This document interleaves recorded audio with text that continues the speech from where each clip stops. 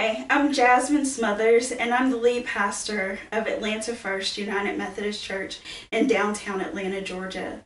We exist to worship God, to serve people, to grow together, and to engage the city of Atlanta.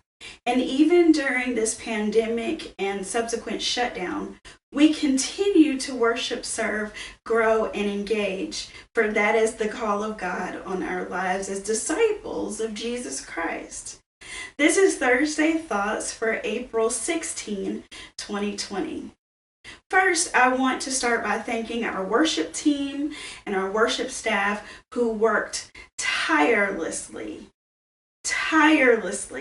to ensure that we had meaningful and engageable worship experiences online during Holy Week.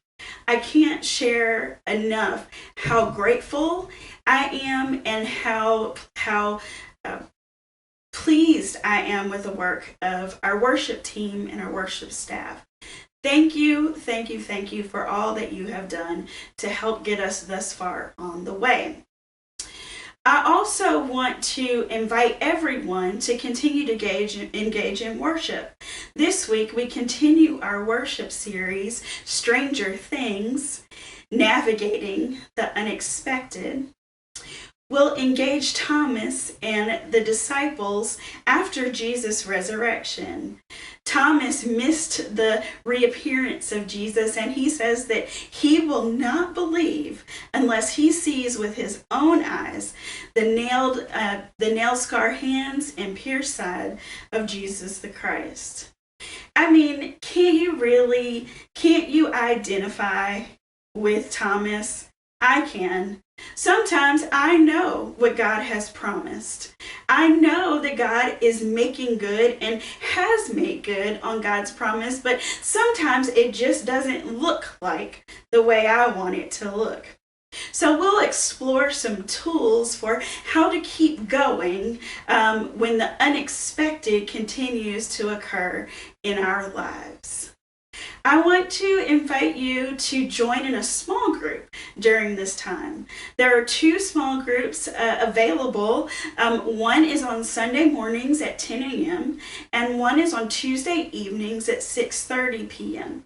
Please contact Pastor Walter at atlantafirst.umc.org or grow at atlantafirst.umc.org so that you can get the login information and you can move along in this series. Small groups are an excellent way to stay connected, especially in times like these. Small groups help us to remain connected to each other and help us to be more deeply rooted and connected to God. Finally, I want to share some things from my heart this week. I don't know about you, but this shelter in place is in its 5th week or so this week, and I thought that it would get easier, but instead it is getting harder. I think the preparation of moving worship online and the preparation of getting ready for Holy Week and living into Holy Week and Easter, I think it really kept me a bit distracted from the difficulty of being sheltered in place.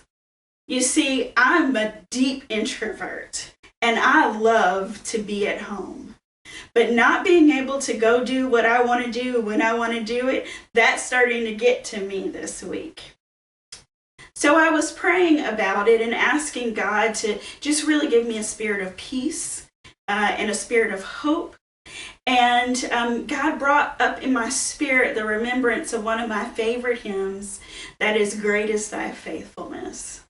The songwriter says, summer and winter and springtime and harvest, sun, moon, and skies in their courses above,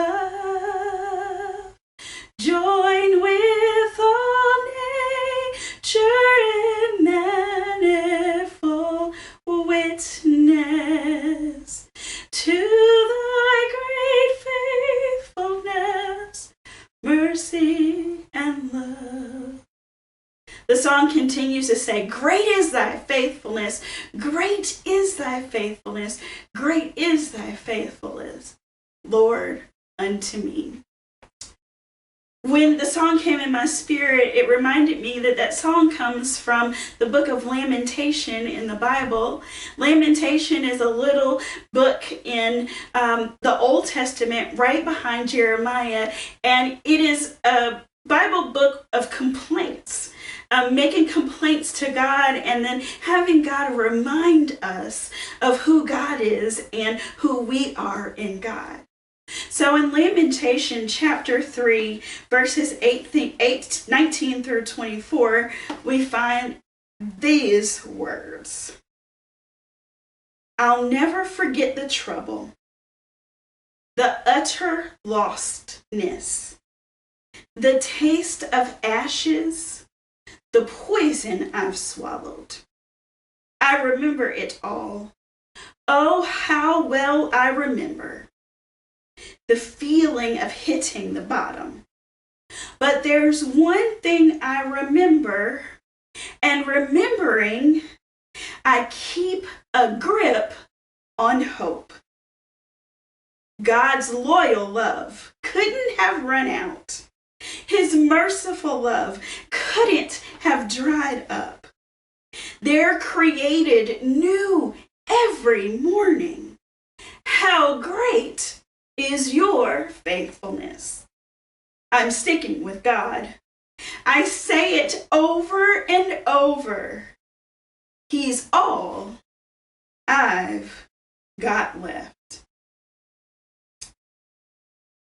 In the 28th verse, it says, when life is heavy and hard to take, go off by yourself, enter the silence, bow in prayer.